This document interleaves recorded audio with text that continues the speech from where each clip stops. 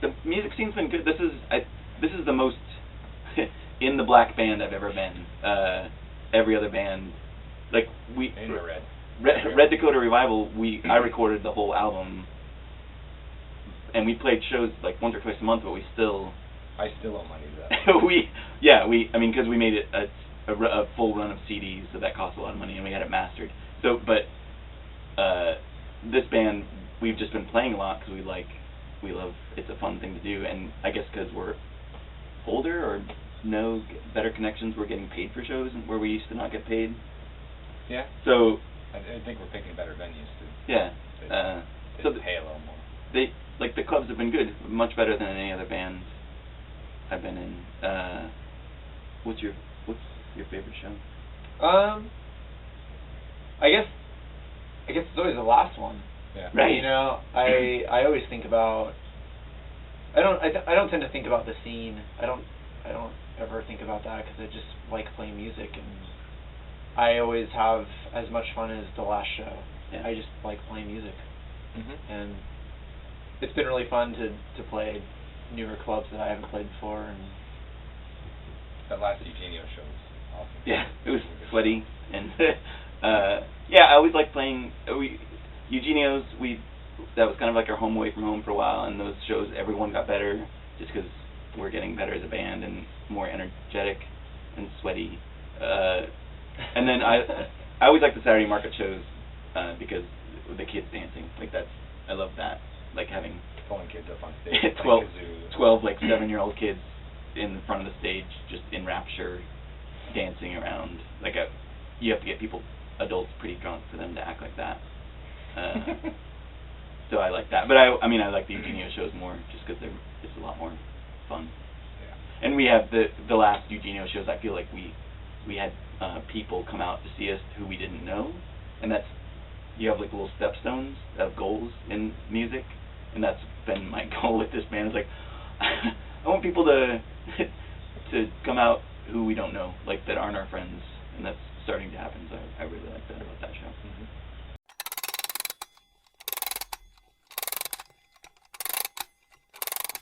I mean, it comes in different ways most of the time.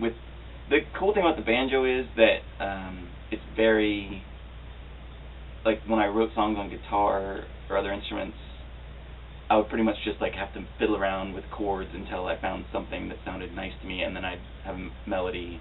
But with banjo, I can just come up with a melody in my head and then figure out how to play it. And because it's an open tuning, if you get the melody on the banjo, then the chords just kind of fall into place. And so I'll just be, just be doing whatever I am during the day, and I'll get a melody, a melody in my head, and I'll sit down with my iPhone and a little sound recording thing, and I'll just record that melody, and then I'll figure out how to play it on the banjo, and then the words are something that just, usually for the first many times I'm playing a song, I just sing nonsense, and then something will, like, I'll figure out what the song's about, out of whatever those words are most of the time, like, and that happens a lot with this band in practice. We'll just be like, between songs, we'll just start playing something, and then, and then the words come. Like, we've started a song 2 months ago that we all love. It's called Chief O'Hara, and it's about the chief from the old 60s Batman, and it's like an Irish boom, boom, ba-dum, ba-dum, boom, kind of dirgy, upbeat song, dirgy and upbeat, that's the thing. But I still don't have lyrics, because every time I try and sit down, or like I do research on this guy from this Batman show, it sounds really geeky when I talk about it like that. It's just like how do I make this guy into a folk hero? That's basically what I'm trying to do. But But you've always said that you wanted to, like, it was always one of your goals to write a song about a Batman character. Yeah. And that was before I knew that, or. Yeah. Yeah, I mean, I love that. So, I mean, basically, I come up with the theme for the song, whatever it is, and then it takes me a long time to write lyrics, or sometimes not. Like, we wrote another song at the same time with O'Hara that I based on just, like, treasure hidden in the South or whatever, and And that one was that Holler? Yeah, Holler. And that one was really quick. So yeah, I just try and tell folk stories with.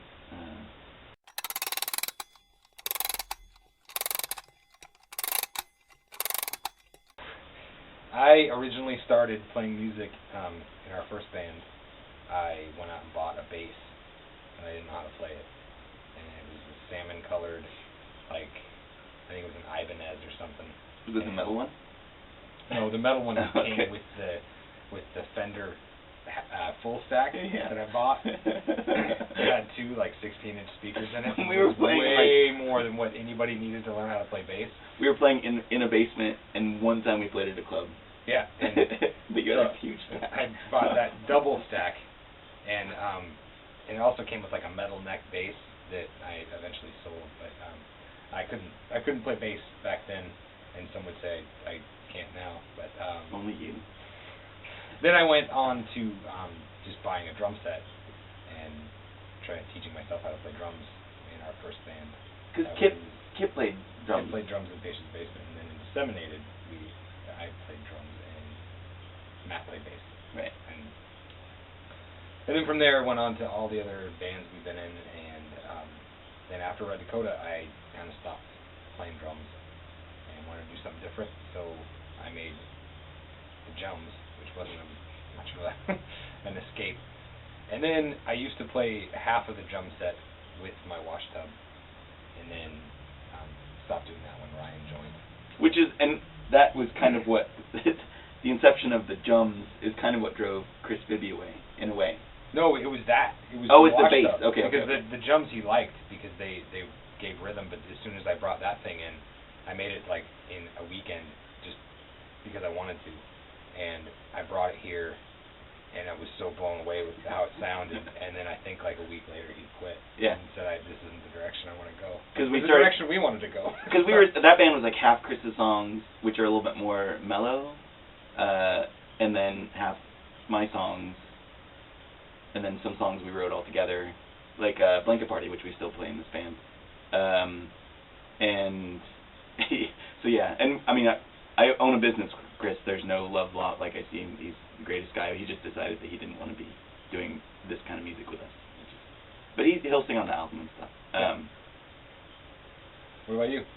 I started playing guitar in high school, and then I went through a phase. I played bass for one other band, but it was really short-lived, and I didn't own a bass. But then in my 20s, I got to making albums by myself, so I wanted other instruments on there, so I had to learn the other instruments to play it, so that's when I learned piano and mandolin and all these other things. And for a while, I just was collecting instruments, and that's why I got the banjo, because I saw it at the Goodwill one day, and I was like, oh, it's a banjo for $70. I need that. So I basically play instruments so that I can make the recordings that I want to make, because I want a piano part or an organ part on it, so I need to learn how to play that part to achieve what I want on the song. And the banjo is just like the happiest instrument. I loved playing it in the Buffalo Nickel was the band that Andy and Janet and I were in, and it just makes when we first started this band too, we kind of wanted to be kid friendly and happy music that like people would dance to. We've never played in a band except like Red Dakota. There were some kind of dancey songs, but we wanted to make music that people could dance to conceivably and be happy, and not because I was so sick of doing sad bastard music. So this is the antithesis of that, and that's why the banjo on this band. What was the question? Instrumentation. I guess for this band, drums just kind of came about because after I moved to Oregon, I kind of became less interested in punk and hardcore music and more interested in learning other things about music, and became really obsessed with collecting records and learning how to play piano. That I was working at a daycare, and I bought a piano from this daycare for $1 and just stayed up really late at night getting drunk and learning how to play Neil Young and Beatles songs on the piano, and the band that I was playing at that time, it was called Cielo. I had a drummer that would always leave his drum set at my house, and I would just start playing it and kind of teaching myself how to play drums in my 20s when I didn't really know what I was doing, and just kind of went from there and bought my own drum set. I bought a first act drum set when I moved to Portland 12 years ago, and isn't that what your daughter had? it's for the internet fans at home. It's First Act is a kids line of musical instruments that are horrible. Is it tiny? They're very tiny, awesome. but they're also very cheap. Like $100. And so I actually played in a band in Portland on a drum kit from First Act. That is brilliant, dude. We played shows. Yeah.